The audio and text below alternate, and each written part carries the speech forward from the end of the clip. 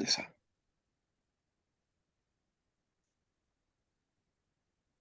Ya, a ver, yo te digo. Ya, Empezamos en no es 3, como empieza. 2, 1. Ya. Ya, en este video vamos a explicar el laboratorio 2 de cursos fundamentales de electricidad y magnetismo. El grupo es 16, teoría 2, y yo soy Valeria Román Félix. El experimento 1 es el lanzador de anillos, el cual consiste en usar el lanzador de proyectiles y conectarlo al transformador. Luego colocaremos el anillo de distintos materiales. Como podemos ver acá, el resultado del experimento, y obtuvimos estos resultados.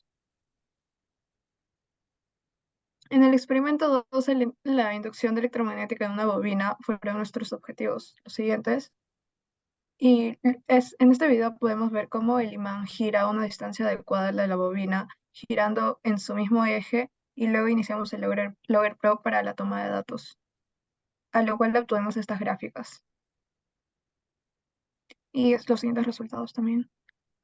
Por último, en el experimento 3, el cual es el transformador, ensamblamos un transformador a una fuente de corriente alterna y a un multímetro. Hicimos distintas combinaciones con el núcleo. Sin núcleo, en forma de barra, el otro es U abierto y el otro es en forma de U cerrado. Y obtuvimos los siguientes resultados. Cuestionario 1. Soy Alex Roca, el comando Damiano, mi código es 2022-1048-9. Pregunta 1. Explique el principio del funcionamiento del lanzador de anillos y la función que cumple la barra de hierro. Veamos la permeabilidad magnética. El campo magnético se calcula con la fórmula siguiente. La permeabilidad magnética en el vacío tiene este valor. Sin embargo, si en lugar del vacío se le coloca un material ferromagnético, que es el hierro, el campo magnético se va a incrementar en un orden de 1000. Siguiente. El lanzador de anillos y el principio de funcionamiento. El principio del funcionamiento es el siguiente. Cuando, eh, cuando se conecta una fuente de voltaje en la bobina, hace que la bobina genere un campo magnético saliente hacia la parte superior. Este, y este campo magnético es capturado por la barra de hierro, el mismo que hace que el anillo tenga un campo magnético saliente hacia la parte inferior. Esto, como se puede observar en la figura, hace que exista una fuerza de repulsión, dado que los polos magnéticos del norte coinciden. Eso hace que del lanzador de anillos, los anillos en el experimento salgan disparados, excepto el de aluminio con ranura. Siguiente. ¿Qué diferencia hubo en usar el anillo de cobre en comparación con el anillo de aluminio? Explique este comportamiento. La diferencia básicamente es en la rapidez de salida, debido a que a pesar de que el aluminio es más conductor que el aluminio, a pesar de que el cobre es más conductor que el aluminio, es más pesado, por lo que a la hora de salir disparado el anillo, pierde mayor energía por fricción. Sin embargo, el anillo de aluminio, al ser un material más ligero, pierde menos energía. Además, el anillo con ranura se comporta como un circuito abierto, de manera que no hay una corriente inducida. Asimismo, tampoco hay un campo magnético inducido, por lo tanto no se genera ninguna fuerza de repulsión. Es por eso que el anillo con ranuras permanece en su posición inicial. ¿Cómo cambian los resultados en una bobina con mayor número de vueltas? En la siguiente fórmula, lo único que varía del campo H es el número de vueltas, que es N. Por lo tanto, involucra que el campo magnético se modifique, aumente en ese caso. Eso también hace que el campo magnético inducido en los anillos sean mayor. Eso implica también que la fuerza de repulsión sea mayor, y asimismo las rapideces mm, con las que abandona los anillos también se incrementen. Las conclusiones: se puede comprobar que las propiedades electromagnéticas de la barra de hierro, de los anillos de cobre y aluminio modificando distintos parámetros en el lanzador de anillos. Se logró explicar el principio del funcionamiento del lanzador de anillos con los conceptos aprendidos en el curso. Se usó la ley de Lenz, por ejemplo. Asimismo, se usó la ley de Biot-Savart para el campo magnético producido. El cuestionario 2. La pregunta 1 es ¿por qué al hacer girar el imán se produce una corriente?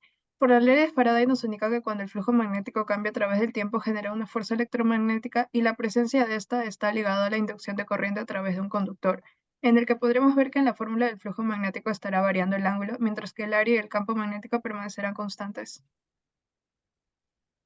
La segunda pregunta es determinar el periodo y la velocidad angular.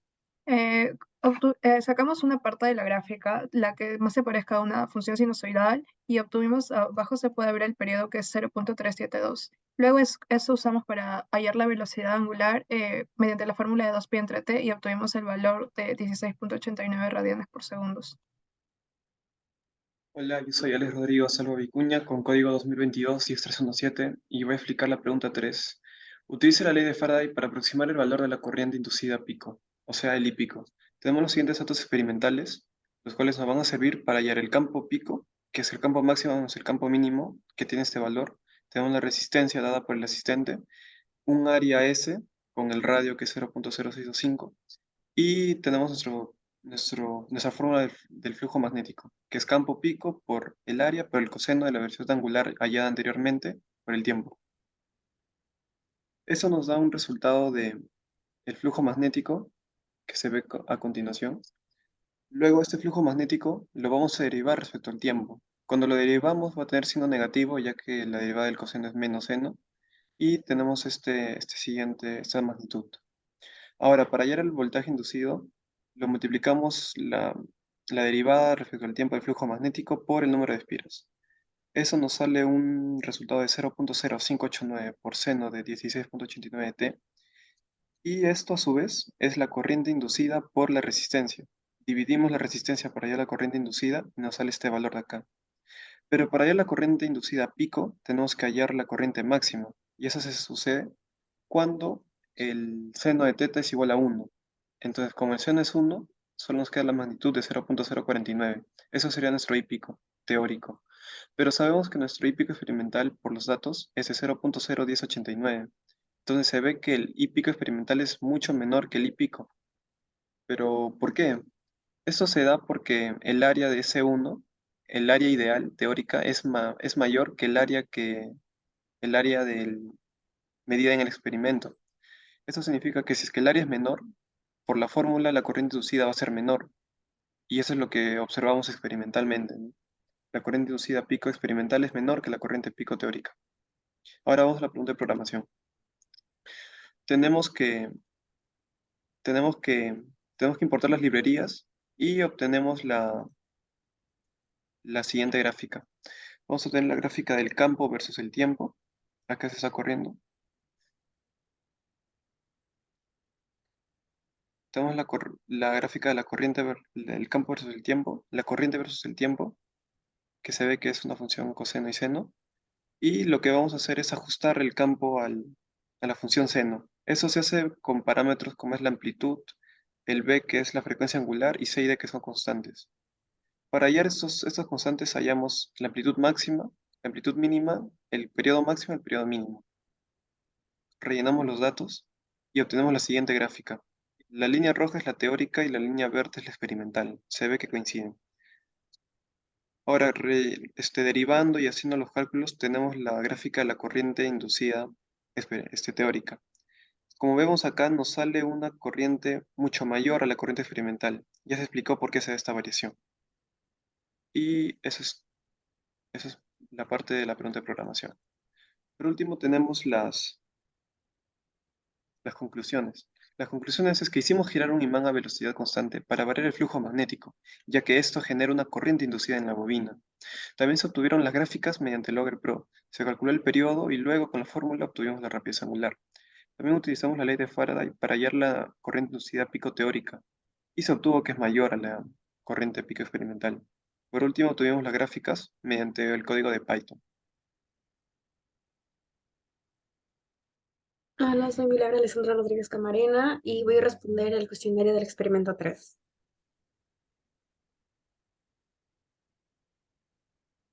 Ya, como primera pregunta tenemos pues con respecto a las dos bobinas del mismo número de vueltas y con cuál configuración de núcleo se obtuvieron mejores resultados y por qué. Bueno, con la configuración de núcleo que se obtuvieron mejores resultados fue el núcleo en forma de U y esto se debe a que el material es ferromagnético, el cual tiene las propiedades de aumentar la intensidad del campo magnético generado por las bobinas. En otras palabras, es pues la mayor cantidad de líneas de campo que atraviesa la bobina primaria va a pasar también por la bobina secundaria. Del mismo modo, esto también se apoya por la ley de Faraday, que produce una FEM inducida, un voltaje, a cuando hay un cambio, un flujo variable. Entonces, este flujo va a ser atrapado por el núcleo y va a producir menores pérdidas. Para la segunda pregunta tenemos que determinar la relación de transformación usando los valores de voltajes RMS medidos y comparar este resultado con la relación de transformación teórica. Para esto vamos a usar la relación de transformadores que dice que el voltaje de la bobina primaria es al voltaje de la bobina secundaria, como el número de vueltas del primario es igual al número de vueltas del secundario. Para eso hemos ido el valor teórico a partir de los datos experimentales, que es el número de vueltas de 400, y esto pues confirma que el mejor resultado es con el núcleo en forma de U cerrado. La tercera pregunta es saber si la relación entre voltajes RMS y pico medido se alinean con lo teórico. El voltaje pico es el máximo y para eso también hemos usado nuestros datos experimentales, la siguiente fórmula, que sería el voltaje pico entre raíz de 2 y estos fueron los datos que nos salieron. También confirma la respuesta de la primera pregunta. Y por último tenemos la pregunta para el transformador de elevador, que es determinar la relación de transformación y comparar este resultado con la relación de transformación teórica. Para esto hemos usado la relación de transformadores de la primera pregunta, de la segunda pregunta y el error relativo. Por ejemplo, tenemos el primer caso donde en la bobina primaria se usaron 400 número de vueltas y 200 en la segunda bobina y el voltaje de entrada ha sido de 4. Entonces el voltaje teórico que nos salió a partir de esta relación fueron de 2 voltios. Y esto es diferente, obviamente, al voltaje experimental que nosotros hallamos, y es por eso que nos sale un error relativo de 17.5. Del mismo modo hicimos con el siguiente caso, donde tenemos 800 de números de vuelta para la bobina primaria y 400 para la bobina secundaria. Nos sale un voltaje teórico de 2.5, que es mayor al voltaje pues, experimental que obtuvimos, y dándonos un resultado de error relativo de 19.2. En conclusión, pues se armó un transformador con bobinas del mismo número de vueltas en un primer caso y se probó con diferentes tipos de núcleo y llegamos a la conclusión de que el que obtenía mejores resultados era el núcleo en forma de U cerrado, ya que esto se puede observar obviamente en la menor diferencia respecto a los voltajes teóricos y experimentales. Y por último, la relación del transformador elevador fue de 1 y 2 en ambos casos, por el número de vueltas y eso. No obstante, el voltaje de salida fue de 2 en el primer caso y de 2.5 y en el segundo caso, respectivamente. Gracias. ¿Cuánto tiempo?